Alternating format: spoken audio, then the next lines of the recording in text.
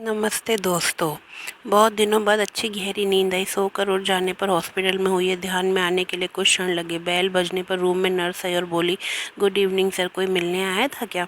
नहीं, नर्स ने कहा। बड़ी देर सोया था इसलिए पूछा। मोबाइल पर भी एक मिस कॉल या मैसेज नहीं आया था। अभी कैसा लग रहा है? नर्स बोली, प्रचंड बोर हो गया हूँ। 3 दिन में ये प्यून अंकल को छोड़कर दूसरा कोई भी मिलने नहीं आया मेरे से। सबके सब इतने क्या बिजी हो गए, अपना कोई हॉस्पिटल में है, उसकी कोई चिंता ही नहीं है। नर्स बोली, पर मैंने कुछ जवाब नहीं दिया उससे। सॉरी, मैं ज़रा ज़्यादा ही बोल गई। नर्स ने कहा, जो सच है वही तो बोल रही हो आप। मैंने कहा, ब्लड प्रेशर चेक करते समय 2-3 टाइम सॉरी बोलकर नर्स चली गई। वैसे नर्स का बोलना भी कोई गलत नहीं था। 2 शब्द बोलने के लिए नज़दीकी कोई नहीं था, प्यार से बोलने वाला कोई नहीं था। बहुत बुरा लग रहा था। एकदम से रोना आ गया। मन भर आने के बाद शर्ट की स्लीव से आंखें पोंछ ली। सर में विचारों का पंखा जोरों से घूमने लगा। अस्वस्थता बढ़ी। आज मुझे किसी चीज़ की कमी नहीं थी। सब कुछ था मेरे पास, बंगला, गाड़ी, पैसा, सोशल स्टेटस। तब भी मन शांत नहीं। किसी की तो कमी हो रही थी। हर कोई स्वार्थी होता है।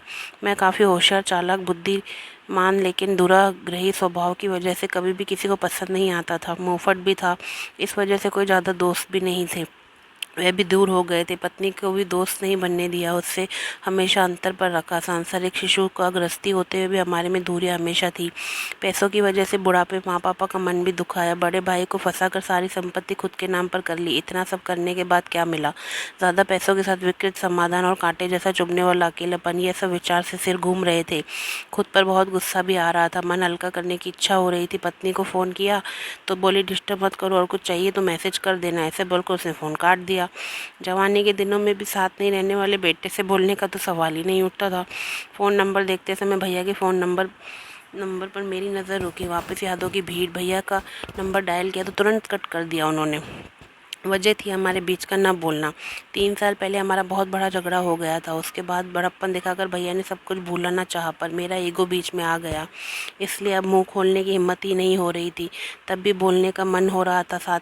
बाद में हिम्मत करके नंबर डायल किया और आंखें बंद कर ली। फ़ोन उठाने के बाद भैया की आवाज़ आई। भैया ने बोल रहा हूँ, अभी तक नंबर डिलीट नहीं किया तूने? छोड़, कैसा है तू? फ़ोन क्यों किया मुझे? तभी मैं भैया को बोला, आपका गुस्सा समझ सकता हूँ भैया, बहुत गलत बर्ताव किया मैंने आपके साथ। मीठी मीठी बातें करके आपको फंसाया, आपका मन भी दुखाया।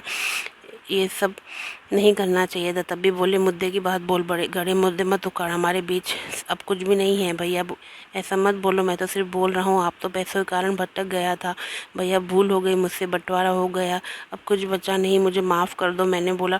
भैया की तरफ से कुछ भी जवाब नहीं आया। मैं सुन रहा हूँ, बोल, क्या काम है मुझसे? पहाड़ इतनी भूल हो गई भैया, मुझे कहा ना मुद्दे का बोल।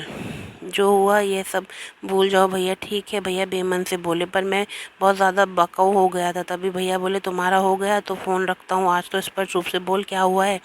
तभी मैं बोला, हॉस्पिटल में अकेला पड़ा हूँ भैया। क्यों, क्या हुआ? भैया की आवाज़ एकदम से आई, बीपी बढ़ गई है, चक्कर आ रहे हैं, इसलिए भर्ती हुआ हूँ, डॉक्टर ने आराम करने के लिए कहा है। तभी भैया ने पूछा, साथ में कोई है क्या तुम्हारे? कोई भी नहीं है। दिन में 2-3 बार पत्नी और बच्चे वीडियो कॉल करके अपना कर्तव्य निभा रहे हैं। जो बोया है वही तो पाऊंगा। मैंने उनके साथ ही ऐसा किया है। कभी भी प्यार के 2 शब्द नहीं बोले, सिर्फ व्यवहार देखा, स्वार्थ के लिए रिश्तों का इस्तेमाल किया और तोड़े भी। अकेलेपन से आंखें खुल गई। मन भर आने से फ़ोन कट कर दिया और अंधेरा करके बिस्तर पर पड़ा रहा। कुछ देर बाद नर्स आई। लाइट लगाकर हाथ में कागज़ में कुछ रखा था, वह नर्स ने मुझे दिया और उसमें से मस्त खुशबू आ रही थी। जल्दी जल्दी उसे खोला तो उसमें बुनी हुई मूंगफली थी। ये सब देखकर बहुत खुशी हुई।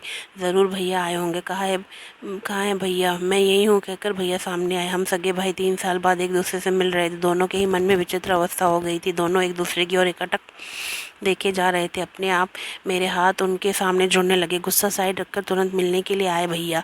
क्या करूँ, तुम्हारा फ़ोन आने के बाद रहा नहीं गया मुझसे। उन्होंने कहा, जो हुआ सो हुआ, अभी इसका विचार मत करो। और आपको गुस्सा नहीं आया भैया? बहुत आया, पर आज तुमसे बात करने के बाद पूरा का पूरा गुस्सा बहकर चला गया। तुम्हें पसंद है ना बुनी हुई मूंगफली? ये लो। और कुछ जल्दी यहाँ आ गया भैया। मैं आगे कुछ बोला नहीं। भैया ने सर पर प्यार से हाथ फेरा। तब बहुत शांत शांत लग रहा था। गुस्सा कभी भी रिश्तों से ज़्यादा बड़ा नहीं होता। पुरानी बातों को चिपक कर रहने का दर्द खुद को ही झेलना होता है।